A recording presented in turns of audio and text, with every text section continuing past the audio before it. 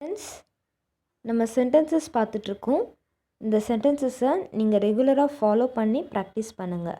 நீங்கள் ஈஸியாக இங்கிலீஷ் பேசிடலாம். நீங்கள் நன்றாக உணர்கிறீர்களா அப்படிங்கிறத இங்கிலீஷில் எப்படி சொல்லணும்? நீங்கள் நன்றாக உணர்கிறீர்களா அதை எப்படி இங்கிலீஷில் சொல்லலான்னா, are you feeling well? Are you feeling well? நீங்கள் நன்றாக உணர்கிறீர்களா? யாருக்காவது உடம்பு சரியில்லைன்னா நம்ம கேட்போம் இல்லையா, அவங்களுக்கு எப்படி இருக்குது, இப்போ எப்படி நீங்கள் ஃபீல் பண்ணுறீங்க அப்படின்னு சொல்லிட்டு கேட்போம் இல்லையா. நீங்கள் நல்லா இருக்க மாதிரி ஃபீல் பண்ணுறீங்களா அப்படிங்கிறது தான் நம்ம இங்கிலீஷில் ஆர் யூ ஃபீலிங் வெல் அப்படின்னு சொல்லிட்டு கேட்போம். அதோட தமிழ் அர்த்தம் நீங்கள் நன்றாக உணர்கிறீர்களா. அடுத்த சென்டென்ஸ், எனக்கு தாமதமாகிறது.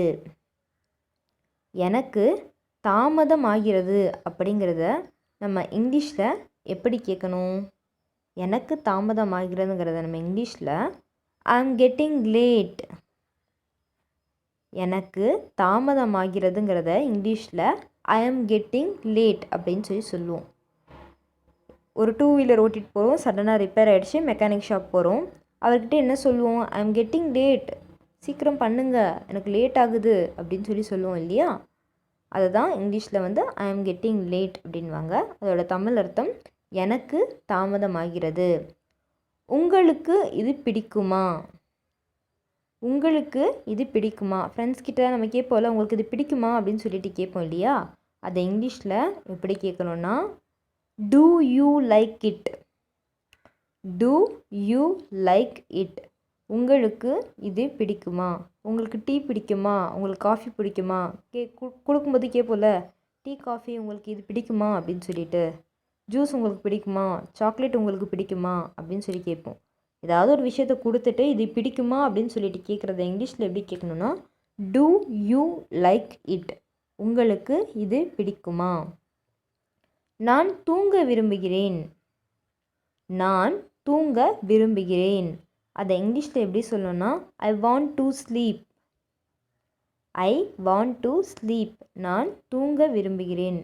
இந்த உடம்பு சரியில்லை, நான் கொஞ்ச நேரம் தூங்கணும்னு நினைக்கிறேன் அப்படின்னு சொல்லி நம்ம சொல்லுவோம் இல்லையா.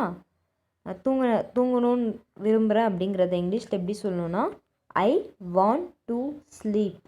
அதுக்கான தமிழ் அர்த்தம் நான் தூங்க விரும்புகிறேன்.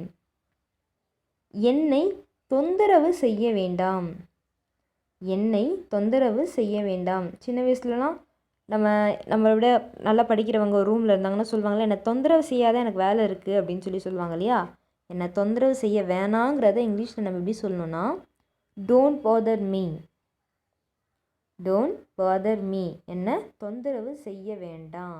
சில பேர் காசு கேட்டு அடிக்கடி கேட்பாங்க, காசு கொஞ்சம் கூட அப்படின்னு சொல்லிட்டு, அப்படி தொந்தரவு செய்வாங்க இல்லையா. என்னை தொந்தரவு செய்ய வேணாங்கிறத இங்கிலீஷில் டோன்ட் பாதர் மீ. வீடியோ பிடிச்சிருந்தா சப்ஸ்கிரைப் பண்ணுங்கள், லைக் பண்ணுங்கள், ஷேர் பண்ணுங்கள், கமெண்ட் பண்ணுங்கள். வீடியோவை ஸ்கிப் பண்ணாமல் பாருங்கள். தேங்க்யூ.